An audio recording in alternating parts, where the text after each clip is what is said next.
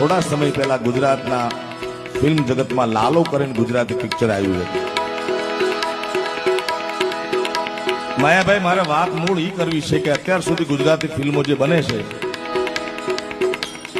એમાં સબસિડીનો આધાર હોય છે મોટો, કે ગવર્મેન્ટની સબસિડી મળે. સરકાર બહુ સારી સહાય કરે છે, રાજ્ય સરકાર હોય કે કેન્દ્ર સરકાર 20%, 30%, 40% બહુ સારું હોય તો 60-70% સબસિડી આપે.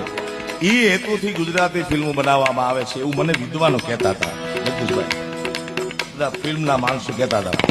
પણ આ ફિલ્મમાં લખેલું છે લાલો અને લખ્યું છે કૃષ્ણ સદા સહાય દે.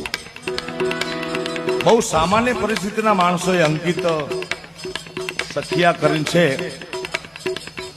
જામનગર, કોઈ જામનગરનો છે, કોઈ જુનાગઢનો, અને એ રેકોર્ડિંગમાં મારી પાસે આયા ગવડાવવા માટે. ત્યારે એ વાત કરતા હતા કે અમે માંડ મરણ મૂડી ભેગી કરીને બનાવ્યું છે.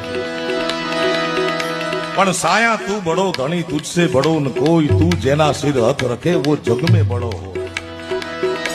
બીજી વાત તમને કરું કે સરકાર મદદ કરે, કોઈ ફાઇનાન્શિયલ મદદ કરે તો કેટલી મદદ કરે. માથું કૂટે માનવી ત્યારે વીઘો એક બાંડ પવાય, અરે રઘુવીર રીજે રાજડા તો જ નવખંડ લીલો થાય.